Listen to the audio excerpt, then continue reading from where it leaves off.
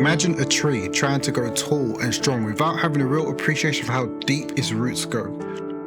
That's often how Black Britons try to navigate this world today, striving to be successful and drive change without having a real appreciation of our history and how that history can propel us forward.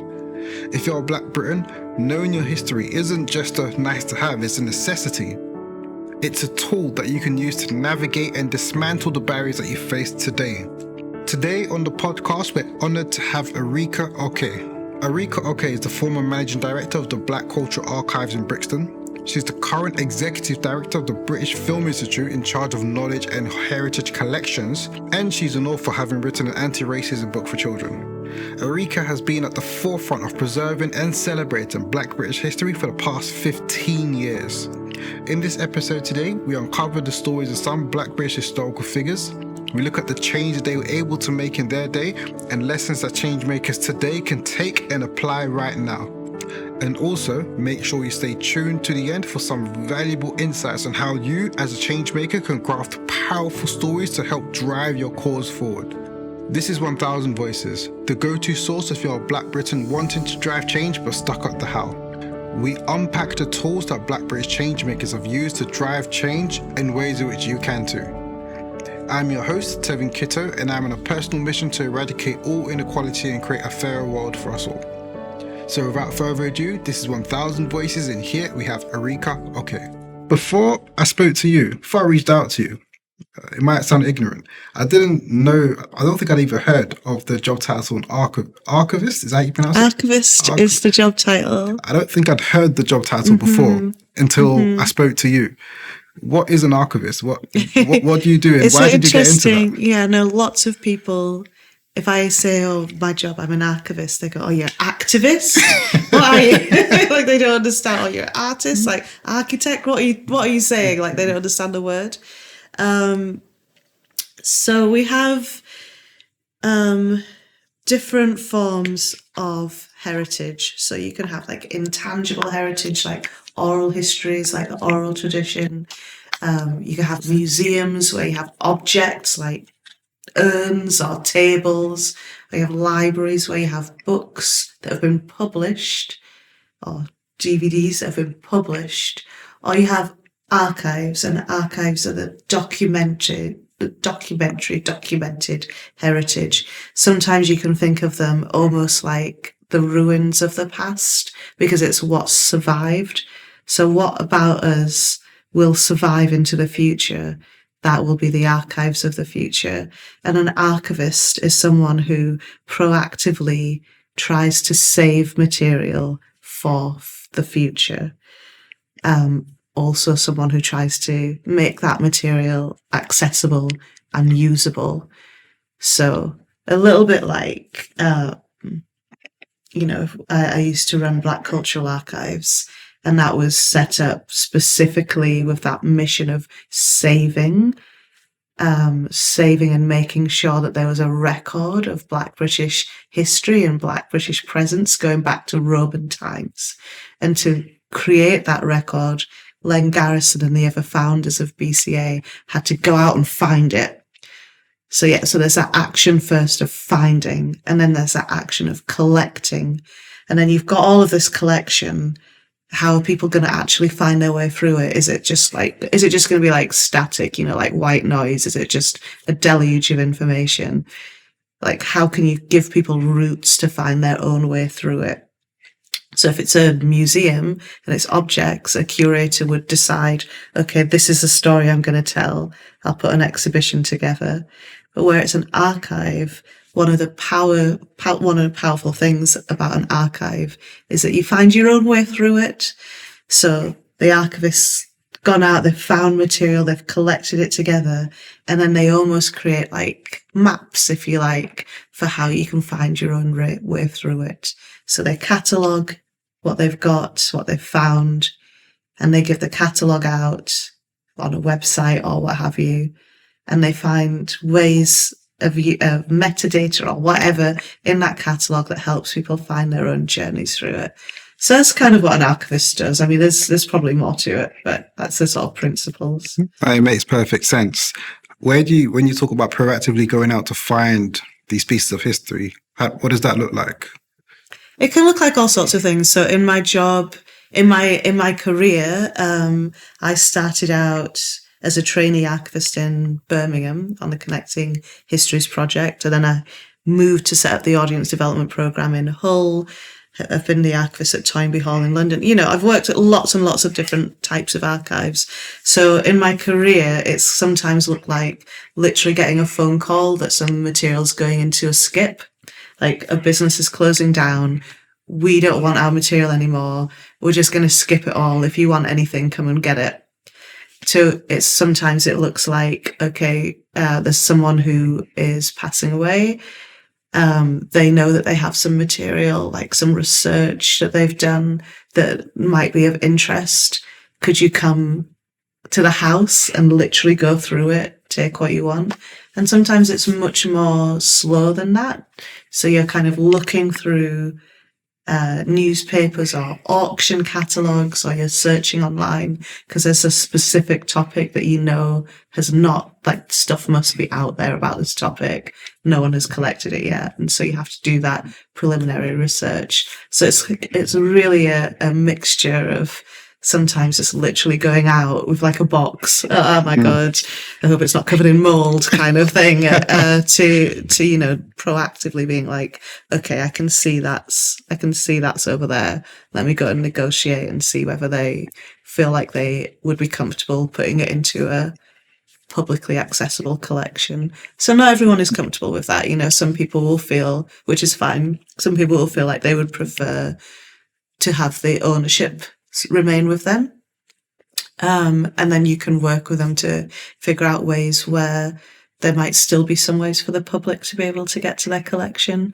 So an archive isn't always about collecting everything into one homogenous place, but is a lot about making sure that what we think about the present is not like looking back at the ruins of Rome, right? It's like, how can we actually get a picture of modern times? It's like, what snapshots almost of the times can we take to give the people of the future a better indication of where they've come from? And what snapshots of the past can we excavate so that we now have a better idea of where we come from? One reason why I was so excited to get you on is because your background and the work you do really ties in with some of the inspiration that I had for A Thousand Voices.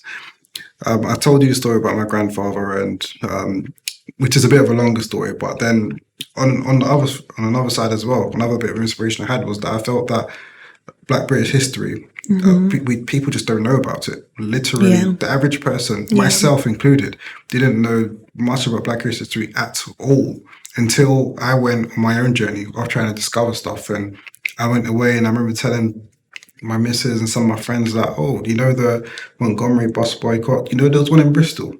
You know this? You know, we had that over here. Do you know about Olive Morris? Do you know about this person, that person, this event? All sorts of stuff. And people are like, no, like, we don't learn it. In school, the Black history we learn is Martin Luther King, Malcolm X. Exactly. Maybe you might have learned something about the abolition of the slave trade. You might learn something about that, but otherwise you would be completely ignorant of knowing that there is a Black British history, that there is any kind of connection between the African diaspora and this set of islands that we call Britain at the moment. Yeah. And I feel that our gaze is very Americanized. Not that it's negative, but it's very Americanized. So we look over there for a lot of our narratives, and then we neglect the narratives that we have over here in the UK.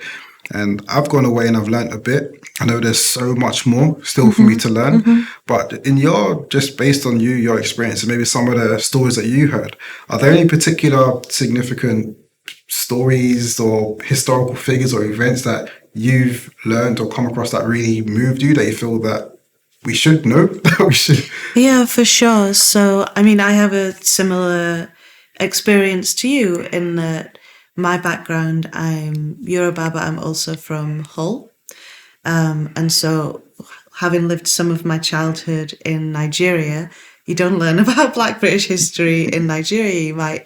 You learn about like Nigerian history, which has some links to Britain, but essentially it's not going to cover the sort of things that you would learn in Black British history. And then coming from Hull, which is where William Wilberforce is from, the only thing that you will learn at school in Hull is about the abolition, because obviously William Wilberforce was an abolitionist.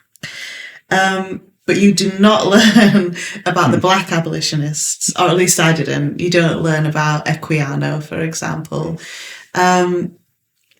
So similarly to you, it was kind of much later on in actually my adulthood that I started to educate myself, but also to proactively go and seek this out. So I think it probably started from when I started to train to be an archivist.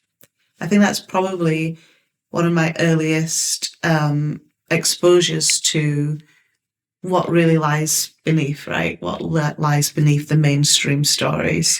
So when I was training to be an archivist, one of the collections that I worked on in Birmingham was the photographic archive of Vanley Burke.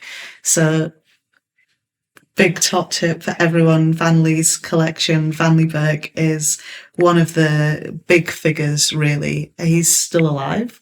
So that's something else to take from Black British history, is that actually there's a lot of our key figures who are still alive, and we should be honouring them now and not waiting for them to pass into, textbooks.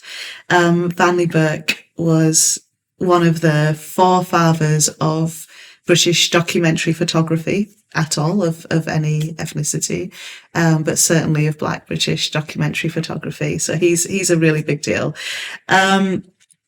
But also learning about things like Septimius Severus, who's African descent and a Roman emperor. His power base was in Britain. He's an emperor of the Roman Empire. Also learning about, the abolitionists like Olude Equiano. He's a big figure, and also a really good writer. So you can actually read his own words. You can take his narrative, which is published. I think you can get it in Penguin Books, I think, have even published it, and read it. And it's actually like a really good adventure story. A figure who has had a film out this year, what's he called? I forgot his name now, but he's actually a French figure, and he was a composer. St. George, I guess. Chevalier St. George, of course. Okay. Yeah, Chevalier. So there's a feature film out about him. It went into cinemas, I think, in the summer. He's a very entertaining character. He's not exactly Black British history, but he did come over here and perform and have a tour, and had quite a big he was a celebrity in his day. One of the things that's really interesting to me about him is that he was such a massive celebrity and then completely gone from French history books, from British history books, from European history books. He was a Europe-wide composer, celebrity and performer, and a master fencer. He was a music teacher to Marie Antoinette. He's super cool. His story is amazing. So I mean, I'm sort of throwing names out because almost every figure that you'll come across in Black British history, or Black European history, Afro-European history, Pan-African history, they're worth knowing about, and they always have really interesting stories. But what you'll often find is that they have these amazing stories, these amazing careers. They're fated in their time. And then the silence happens. So my main, I've named a lot of people, but one of my main icons is Mary Seacole. And I'm sure you know Mary Seacole. Yeah. Yes. Yeah. Okay. So we learned about her in school. Yeah, oh, you Yeah. do? Well, I never learnt about her in school, but she's kind of a Londoner, sort of. She's Scottish, Jamaican. She's, contemporary of Florence Nightingale.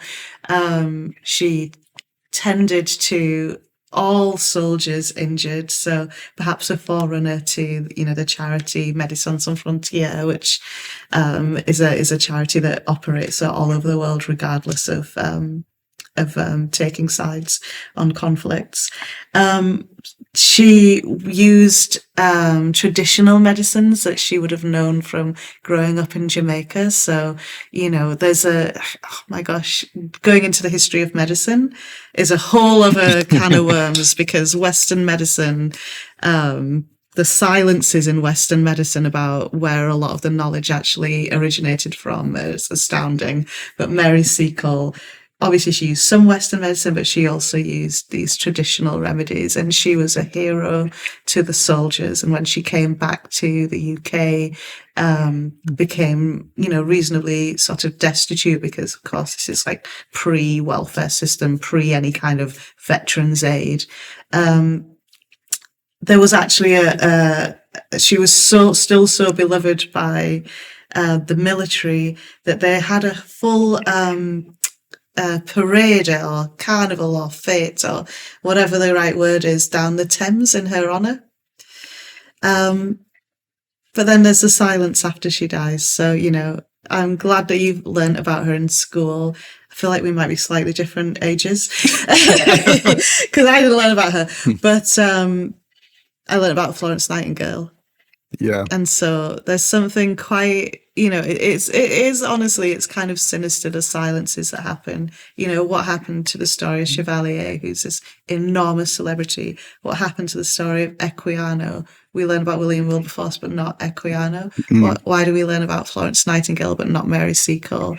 Right. So these are these huge, huge figures in the course of history, not only Black British history, it's the course of history. So this is again why I'm saying, to give people like Vanley flowers in his time.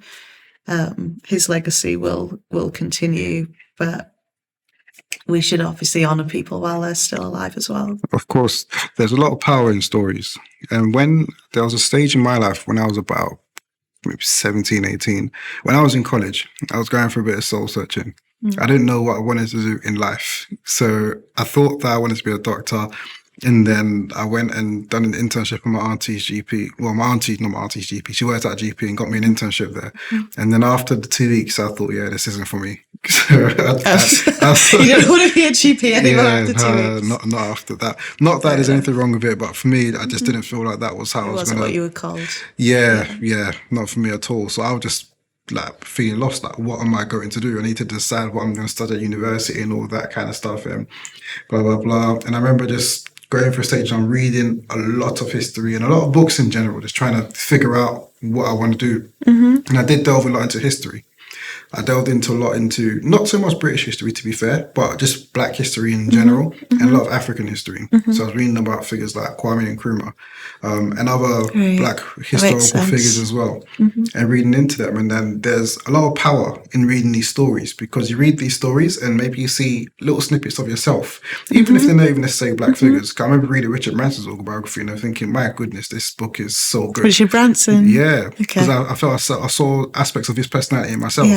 And then I read Kwame Nkrumah. I've got Ghanaian heritage, so I could see what he's doing and all that. Then there's power in these stories, especially when you see aspects of yourself in the person you're reading about.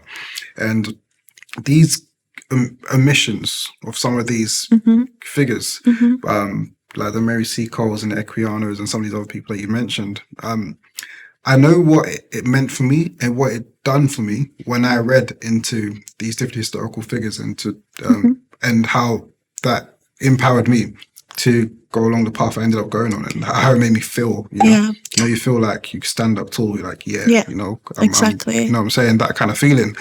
What impact do you feel like these missing stories or stories that aren't being amplified, like they should be amplified, are having, particularly on Black British youth? Yeah, well, I think you kind of summed it up in a way. So if you see yourself, then if you see yourself reflected, if you can see role models, if you can see like actual paths for yourself, like options, it makes a massive difference. You can put yourself into mental boxes. Your mind, to a certain extent can be colonized. You can receive what you think society wants you to be. You can receive what you think okay, my teacher will expect this, or an employer might expect this, or perhaps because I'm from this certain neighborhood, I'm from this certain postcode or what have you, these are my options. So you kind of need to have, you kind of need to be presented options. And some people have it in themselves to very proactively be like, okay, I'm going to go out and I'm going to do all of this research myself because I believe in myself. Not everyone has that in them, or if they start off with having it in them, that can get squashed. That can get squashed down over time, right? So for you, you had a family member that was a GP, I think you said. Yeah. So you're like, okay, well, maybe being a GP is an option for me. For me, my mum was a teacher at one point. My dad was a computer programmer at one point. I'm like, okay, maybe those are options for me. Like, there actually isn't, a role model in my life that was a archivist. So I sort of came across that relatively later in life.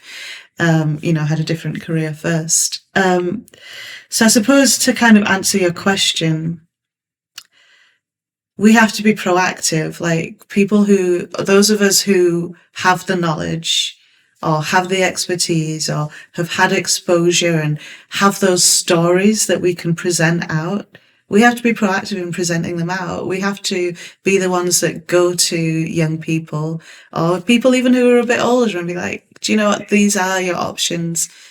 Like dare to dream, I suppose, to be cheesy about it. Because we can't expect that everyone has the opportunity to imagine themselves into a potential future that isn't being presented to them as an option. Yeah, definitely. And when we talk, if we expand this out to wider society, so on an individual person basis, I can see why and how these stories are important for us to amplify and for people to hear. On a societal level, do you feel that it would make, what kind of impact do you think it will make if we were to amplify? Because when we come to Black British voices aren't platformed in the way, I believe, in the way that probably they should be platformed. Black British historical figures aren't platformed in the way that they should be platformed. Or could be platformed. What impact do you think that would have on a societal level if we were to amplify some of these voices and stories some more? I think it'd be really exciting on a societal level. I think it'll be a massive shift changes. So I do honestly feel like some of those changes we can start to see already. So, when I was a kid, teenager, I felt like the options for Black people would be sports person or going to music or whatever. Do you know what I mean? Not because that's what I thought I could do or what was laid out in front of me, but that was, if you ever talk to, someone on the street or whatever, they'd be like, oh, she must be able to sing because she's Black. Like, those are real things that are said to you when you grow up with in Hull. So on a societal level, not just the individual, Black kids growing up being like, I don't know what I can be. All my role models have gone into this, so maybe I'll go into that. Or society says I can do this, so maybe I can do that. But beyond those individual children or young people, on a societal level, then actually the shift could be, right, okay, so the employers will now know, the media, the way that people are portrayed in the media, even when it comes to kind of film and TV, which is the space that I work in now, the stories that are being written, the roles that are available, right? When you're casting a TV drama, like, okay, the casting agent's sitting there and a Black kid comes in or a white kid comes in and they're like, okay, well, which one can play like the Duke and Bridgerton? Do you see what I mean? Like the whole landscape of what we see and what we experience evolves and changes over time, but only if we take steps to evolve and change that. When I was growing up, Bridgerton would not have been possible. It would not have been programmed onto television.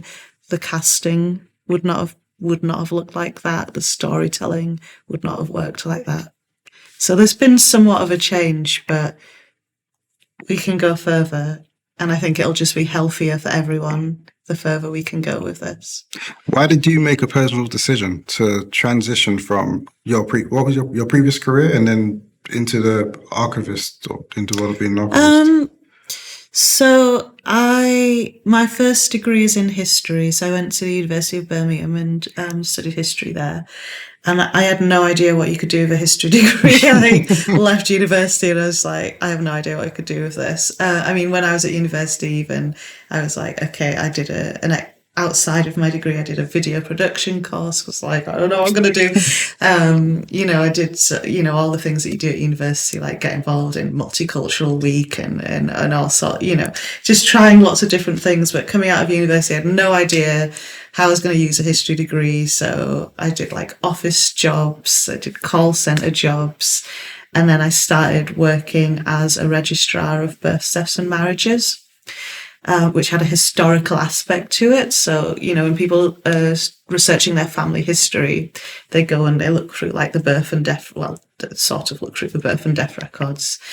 So I felt like, I'm actually like close again to these physical bits of history. So like these handwritten records that like literally write down everyone who was born and everyone who has died, but like handwritten with like their signatures and everything. And it felt like very special and magical to be close to that physical history. But at the same time, I really, really enjoyed as a registrar, like hearing, like meeting, this is when I lived in Leeds, meeting everyone in Leeds. Like at some point, everyone has to meet a registrar for like good reasons and for sad reasons. And just hearing their stories, like I would literally be kind of like registering a baby and just be chatting to the parents about how they met, like how did they choose a name, or I'd be registering a death and the widow would be there. This is the true thing. The widow would be there with like a long cigarette holder saying, well, of course, he's my fifth husband that I've buried. I'm like, wow, tell me more. So I knew like this, like, I wanted to do something that like brought me closer to the physical remnants of history, that brought me closer to those ancestors and those people from the past, but not that took me so far away from real humans. And being an archivist, as you can imagine, has like such an incredible mix of that. And really in my heritage career, my archives career, my main thing has been giving people back their heritage, not just collecting it and keeping it, returning it. And so that's, my traineeship. That was the point of that project, Connecting Histories, which is still a seminal project in the UK heritage sector. That's what we were trying to do. We've got all these collections in Birmingham City Archive from the communities. And I guess they're just locked up and the communities don't actually go in and use the archives. So the project was about like, how do we give them back? When you mentioned a lot of some of these Black British historical figures, and they're all amazing in their own right, from a diverse set of backgrounds though, but they're all quite cool in their own right, have done some amazing things. Are there any particular like lessons or things we can learn from maybe their characters that you feel people today who are also trying to drive some change and do some good work that they can take from these historical figures and do now? That's a really interesting question. I love that question. So one of the things that stands out, this is not quite the answer, but one of the things that stands out for me, just reflecting quickly back on the names that I mentioned, is their diaspora nature. So, we talk about Black British history, but what we're actually talking about is like Pan-African history with a British connection. So Mary Seacole is Jamaican Scottish. Ends her life in London, but most of her life is not in the UK, right? So I suppose to more go towards what you're asking in terms of their characteristics. I think they were all very, very brave, and they were all very, very charismatic. So they were talented, and they knew that, and they owned that. But they also used creativity to communicate those talents and to communicate the influence that they were having. So Chevalier was a musician, a composer. That was his currency, right? So he could have just been, sidelined or what have you. But he didn't allow himself to be sidelined. But that would have been really, really hard, and that would have taken an enormous toll on him, because it's not actually that people allow themselves to be sidelined. It's, these things happen involuntarily. So where you're looking at Equiano again, he's able to almost like market himself. So you can think like Chevalier has a kind of brand. Equiano also has a brand. Like they wouldn't have necessarily thought of it as brand because it's quite a modern concept. And Mary Seacole as well. Like, so she's a personality, and she manages through her relationships that she has to achieve what she wants to achieve, which is not in fact fame, and it's not, fortune. But she's able to achieve what she wants to achieve through her relationships that she builds. So yes, I guess like thinking about it, because I haven't really thought about that question before, but thinking about, there's something about the brand that you make for yourself, and how you then manage the relationships that you make with others in order to create space for yourself. And I think for those figures that are further back in the past, the space that they're making for themselves is a protective space as well. So where are your allies? What community can you build around you? Because if you're just on your own, actually you probably will be squashed by the prevailing mainstream society, which for them was very racist. It's very interesting when you say it like that. In my line of work that I do now, I've been fortunate enough to meet quite a few people who, in the corporate world anyways, who are fairly successful. They could be like C-suite, CEOs, execs, that kind of thing. And I do find that some of those traits that you're mentioning, that bravery, that charisma, they kind of, they know themselves, very much know themselves. And maybe that can manifest itself sometimes in whatever way, but they're very sure of themselves. And I do recognize that in people who are ultra successful, whether they're in the corporate world, whether they're entrepreneurs, whether they're community activists and successful in whatever they're doing, they have a level of I know myself sort of about them. And then that interpersonal side of things, that charisma as well, is very, very important. We spoke just before we started recording about, and I don't know this very specific stats, so if you're listening, please don't quote me. I don't know the numbers. But on the number of Black British entrepreneurs that found businesses solo versus entrepreneurs from other backgrounds, and they tend to partner up a lot more. And then what I'm getting from you, from listening to your stories and these historical figures, and then also when I'm talking about some of these other people I've come across, is that building the relationships and starting to just, I guess, learn yourself is very, very important. Like trying to go alone is tough, very, very tough, and probably a lot tougher than people think. But when you're out here, it's tough. And building them relationships and maybe just going on the journey of self-discovery and learning about yourself is very, very important if you're wanting to make your mark and drive some change in this world. Yeah, I 100% agree with that. And I suppose if we're giving, if you're thinking about like advice for people who are like our contemporaries, our peers, or up and coming, definitely they need to consider making space for their own well-being as well. So part of that is finding kinship with others. So building whatever community you need around you. Part of it is finding space, because a lot of the spaces that you will end up in can be very, very challenging. And part of that is like maybe some coaching or what have you, because I do agree with you that knowing yourself is very important. Being able to kind of return to what you think are your principles, your core values, but also knowing who you are. That's so, so important.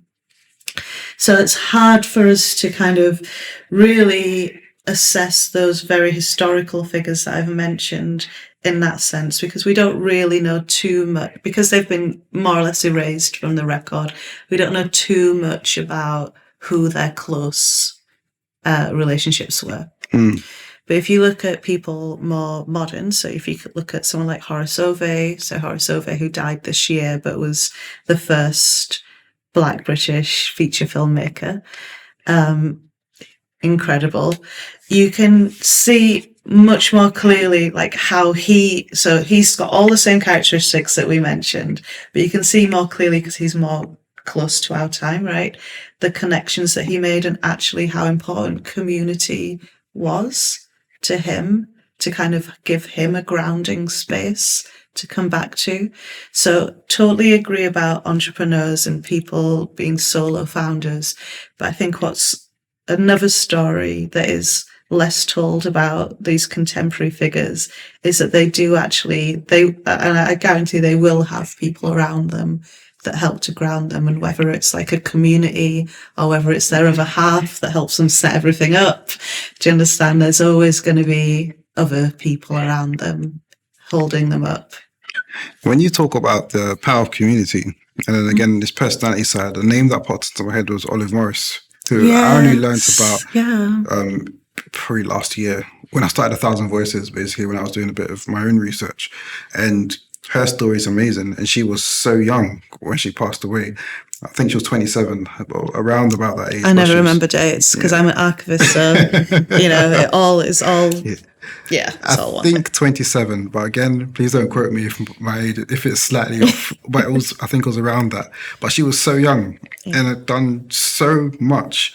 And for someone, and she was a part of a community as well. But for someone like her who was so young and clearly she's developed a sense of identity, and knowing yourself. I feel like that's somewhat of a prerequisite to become as prominent as a figure as she was. But she's developed that and embedded herself within a community that's also helped to prop her up and give her some strength. And she's gone on to do a lot of stuff at such a young age. That's such a young age, exactly. Generally speaking, when I was that age, I'm trying to figure myself out.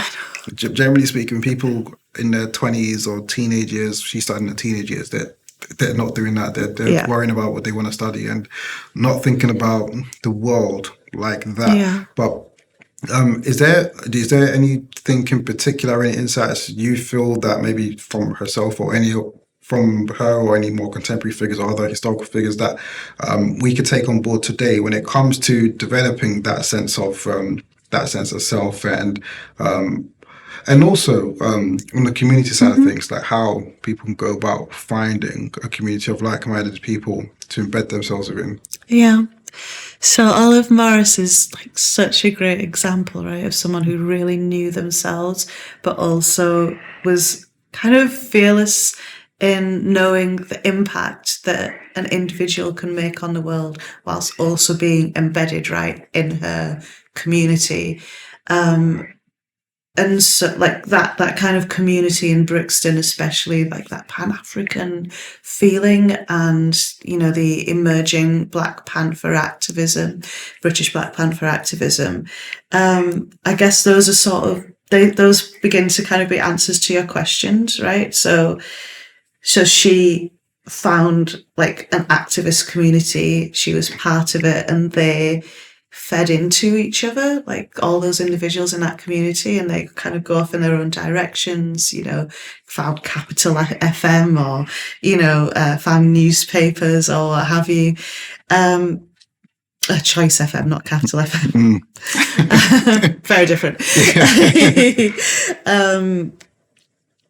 So I think it's sort of, so the question about how do you find those kinship circles, how do you find those community members, some of it is about kind of getting out there.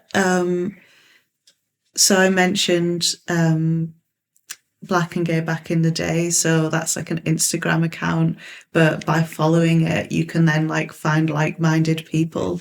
So there is, that element of like, okay, what am I interested in? What is speaking to me? What am I being called towards? And then you'll find like-minded people in those ways, and you will end up kind of feeding into each other. So you can have a space like Black Cultural Archives venue, which is 1 Windrush Square in Brixton, and that is a convening place. So it's a monument, it's a memorial, it's an archive, but it's also a space where you're like, okay, wait, what's happening at BCA? And you can go along and you can find community there, and you can find kinship, and you can start making connections with others that you then end up, being part of a movement, or founding a movement, or getting inspiration that then takes you over to, I don't know, Bristol or what have you, and finding the community there. So things come together, but it has to come like that kind of making connections. That is something proactive, I think, that we have to do. I'd like to ask you about storytelling. Okay. You've heard probably a million stories from your previous work, your work now, from historical figures, from contemporary figures. The people that listen to 1,000 Voices, our audience is primarily going to be people who are interested in driving some kind of change, whether that's in their personal life, in their communities, in their business endeavors, in their place of work, wherever they want to drive some level of change. And I'm a massive believer in storytelling, and I think there's a lot of power in powerful stories. Do you have any insights on what you feel makes what facets make what makes a good story? Yeah. Oh, well, a beginning, a middle, and an end. Then you have a plot twist. So I recently had a distinct honor, actually, of interviewing, just like you're sort of having this conversation with me. I was in your seat, essentially. Reynaldo Marcus Green, who's the director that brought the cinematic director that brought Top Boy back to Netflix. So he directed the first few episodes of the Netflix reboot, rebirth of Top Boy. And I asked him that question, actually, so I'm just trying to remember what he said, because I thought he was very good at answering it.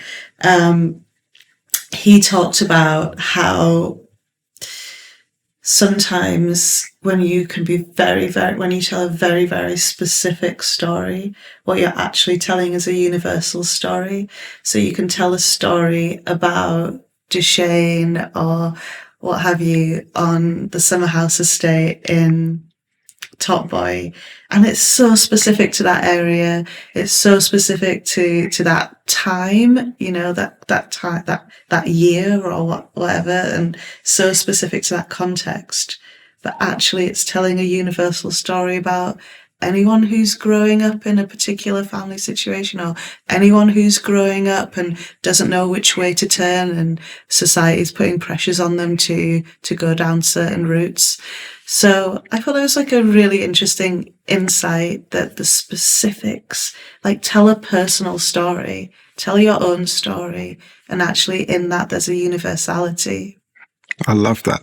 I know, it's good. He's really clever. Yeah, thank you so much once again. That's that. Thank you for tuning in. This is 1,000 Voices. We had Arike Oke on the podcast. And for now, people, we're out. Good night.